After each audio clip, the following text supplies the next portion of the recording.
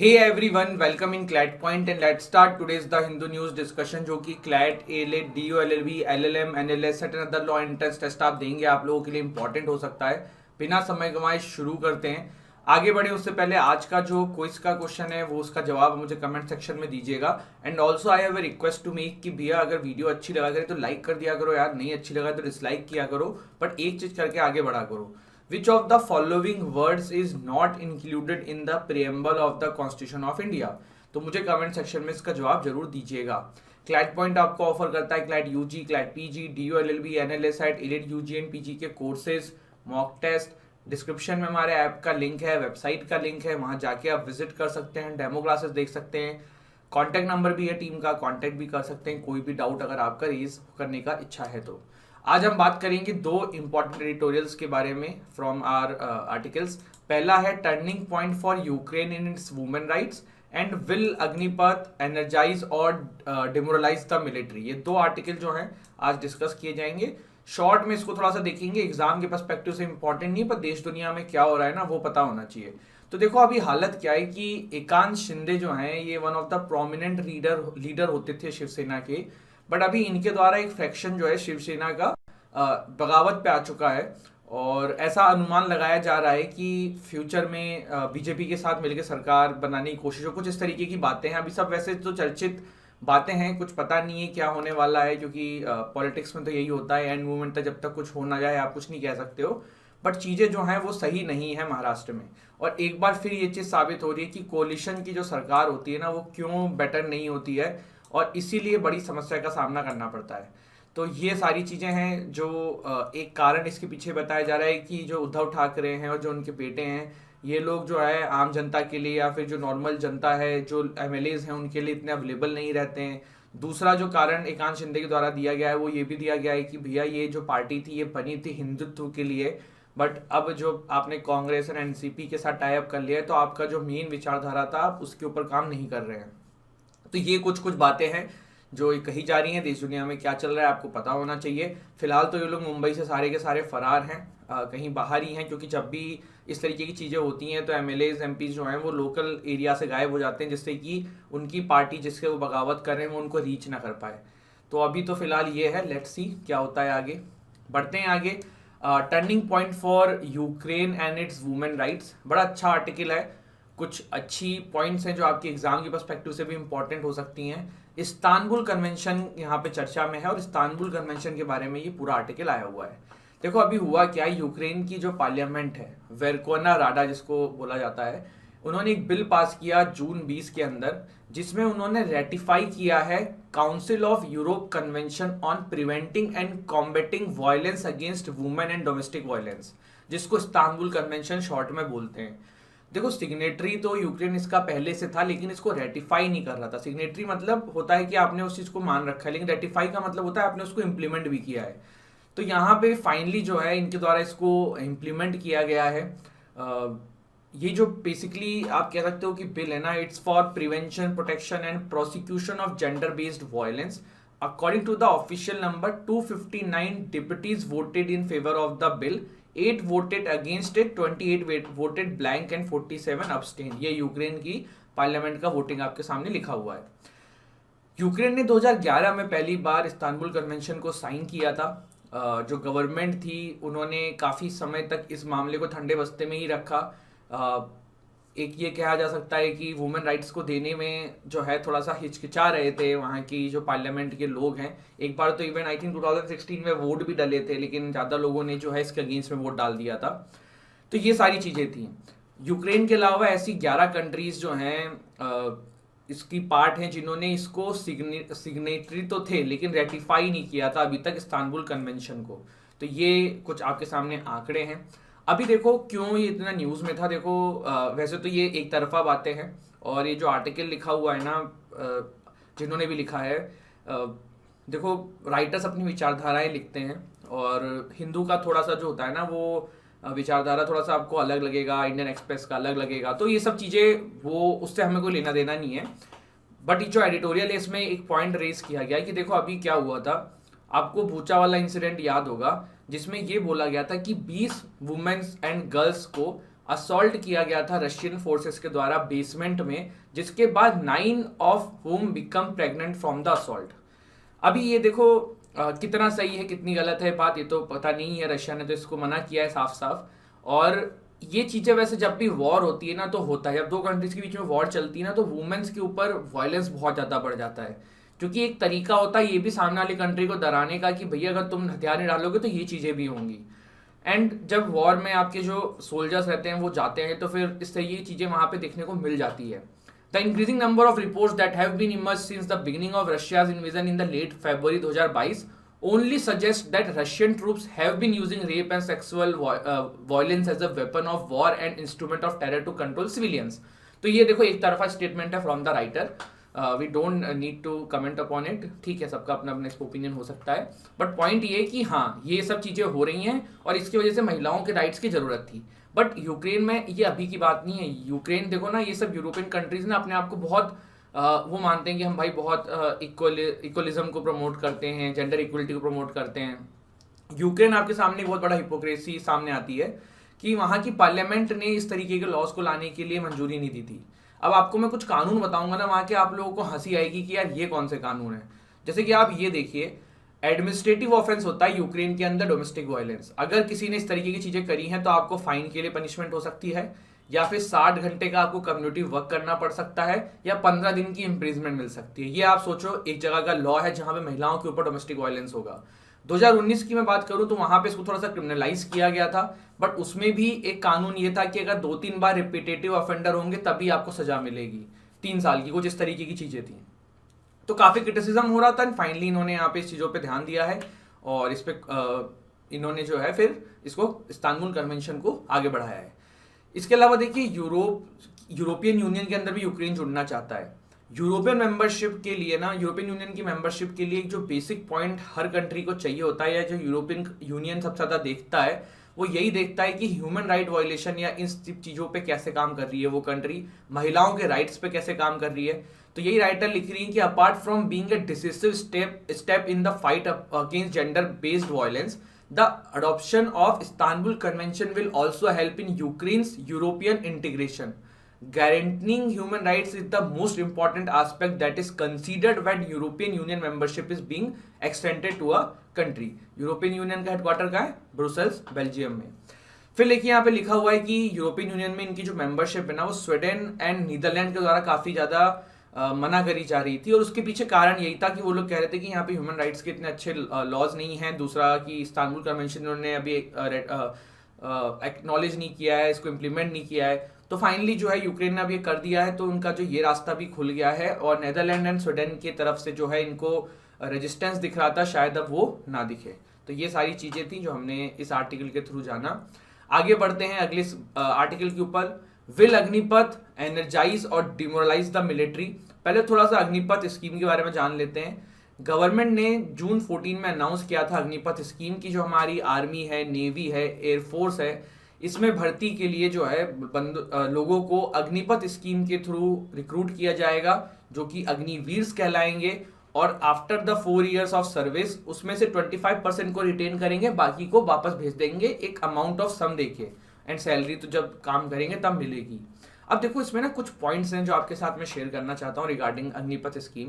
देखो पहली चीज तो क्या होता है ना, आर्मी में भर्ती होना ना ऐसा नहीं है कि हर कोई चाहता है। इसमें एक और बहुत बड़ी बात है कि देश के कुछ % लोग जो है ना वो आर्मी के लिए बचपन से जुझारू होते हैं, या फिर वो सोचते हैं कि हमें जाना है, और वो लोग इसकी तैयारी करते हैं और वो लोग इसमें जाना चाहते हैं।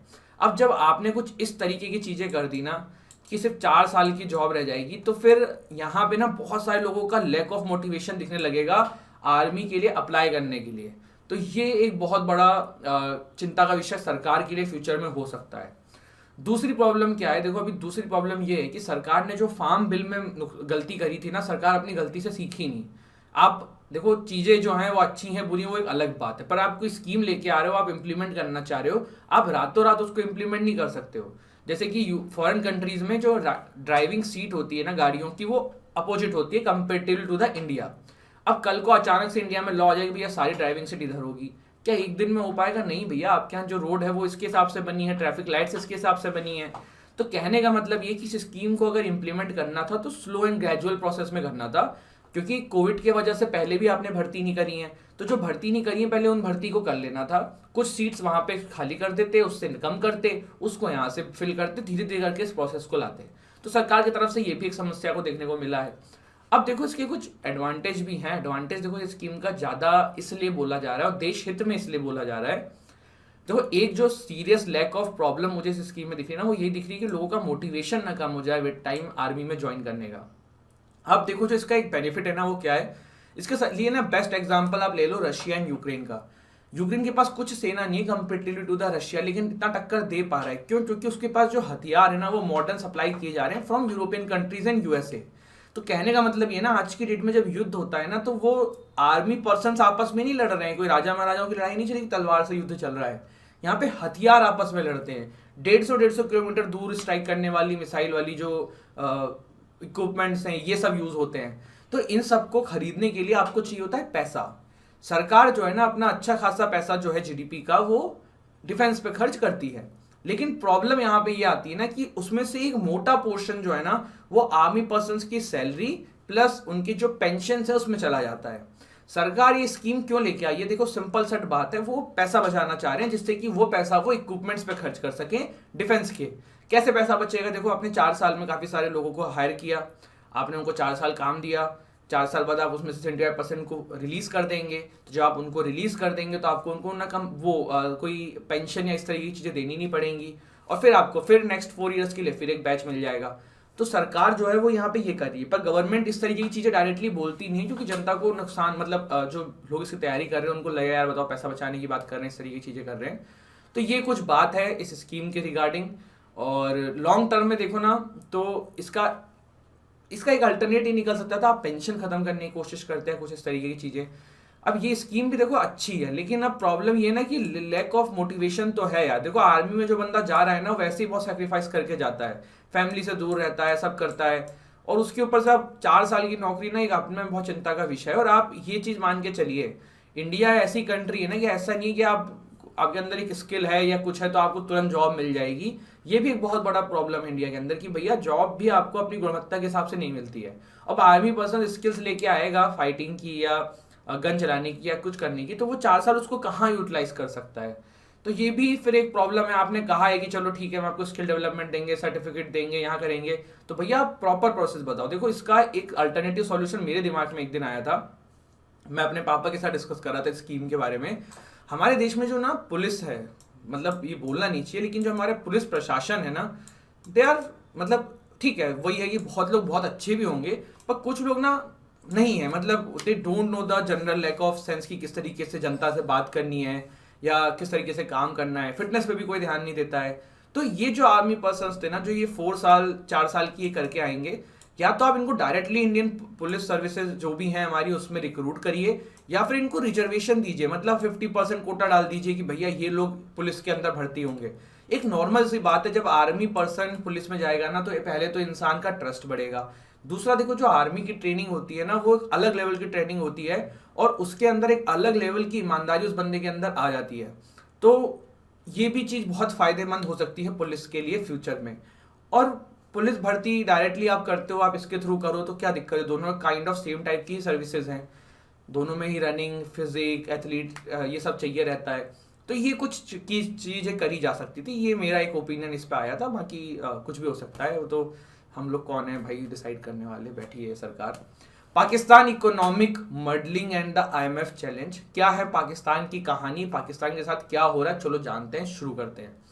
पाकिस्तान देखो क्या है कि भैया अभी गरीबी की तरफ बढ़ रहा है। वहां पे जो है ना क्राइसिस अलग लेवल की है, पेट्रोल दाम बढ़े जा रहे हैं, सब कुछ, बिजली ज्यादा आ नहीं रही है, पावर कट लंबा चौड़ा चल रहा है।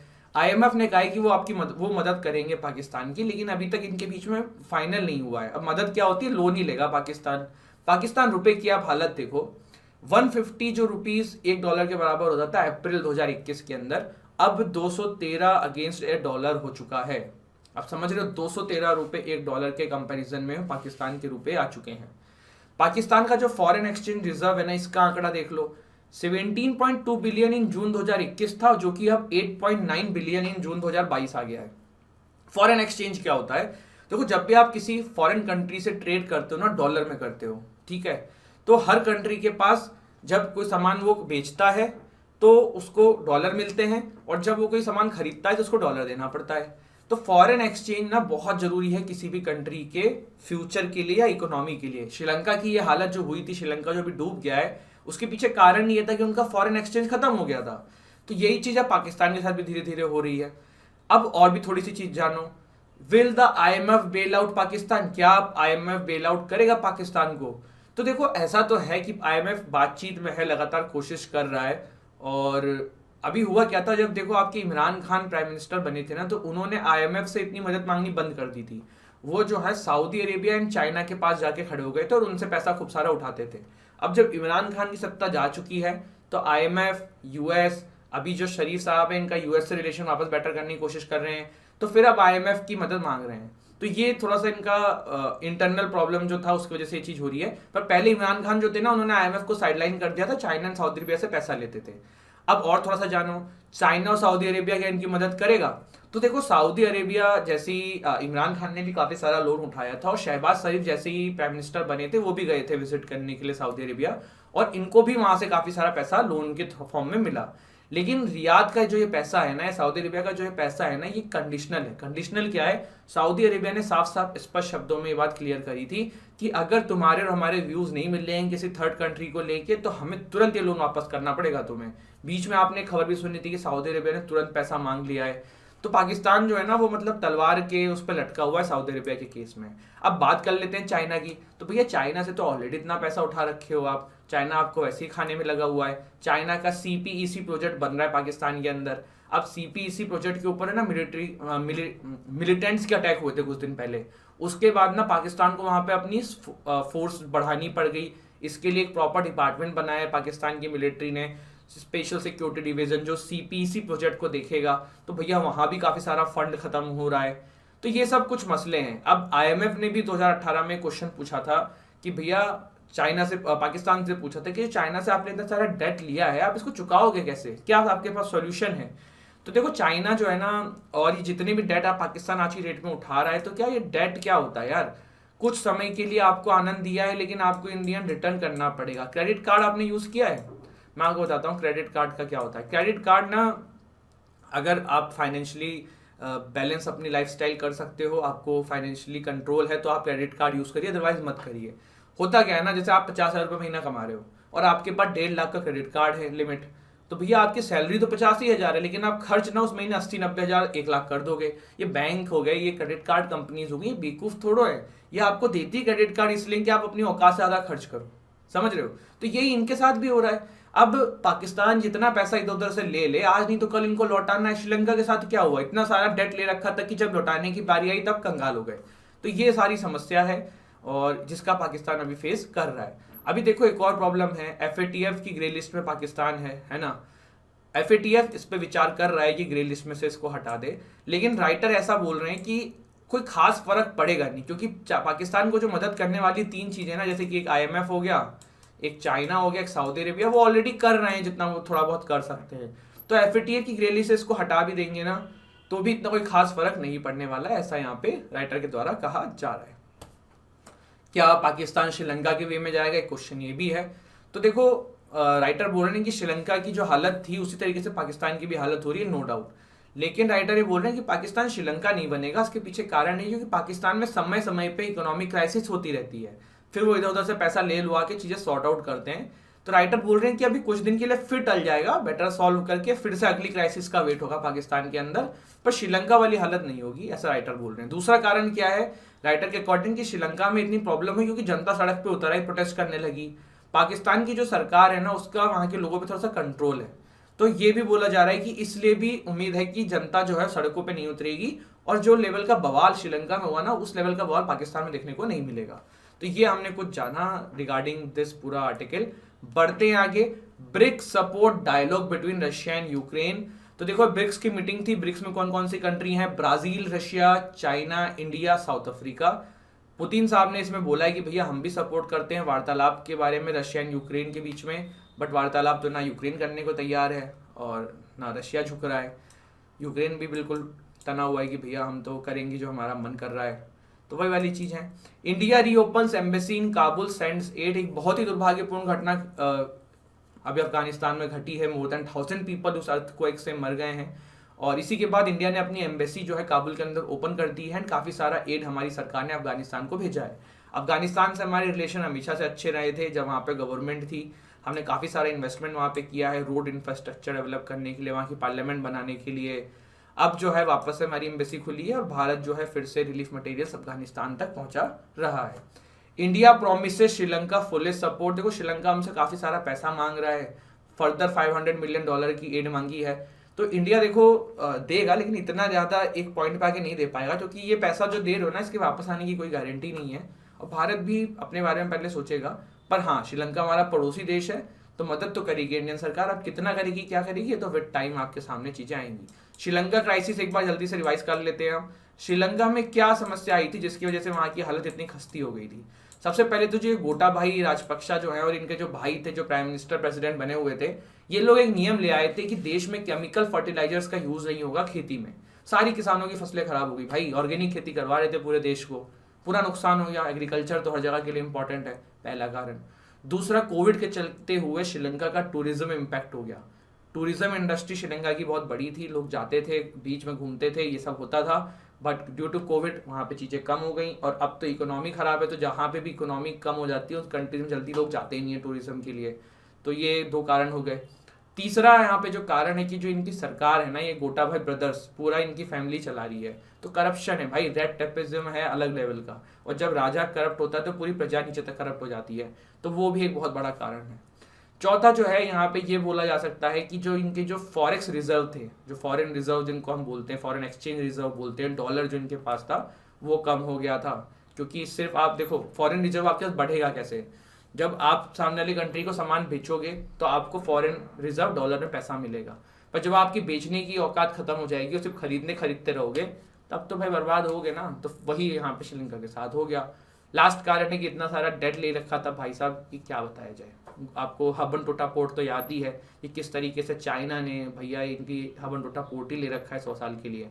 तो ये पूरा मसला था, एंड आई होप आपको सेशन अच्छा लगा हो। Let's revise it. India promises Sri Lanka full support, India reopens embassy in Kabul, sends aid, BRICS support dialogue between Russia and Ukraine, will Pakistan go, ये हमने पूरा पाकिस्तान की जो हालत चल रही है वो देखा है अभी। अग्निपथ स्कीम के बारे में जाना, देन हमने रशिया यूक्रेन के बारे में नहीं, यूक्रेन में अभी आपका जो इस्तांबुल कन्वेंशन आया इसके बारे में जाना। रशिया यूक्रेन इतना हो गया है कि भैया यूक्रेन का नाम कहीं आता है ना बस वही नजर आता है। टाइगर बाय द टेल हमने थोड़ा सा जान लिया, और ये था हमारा सेशन। आई होप आपको अच्छा लगा हो। वीडियो अच्छी लगी हो तो लाइक जरूर करना, शेयर जरूर करना, चैनल को सब्सक्राइब जरूर करना। जय हिंद, जय भारत।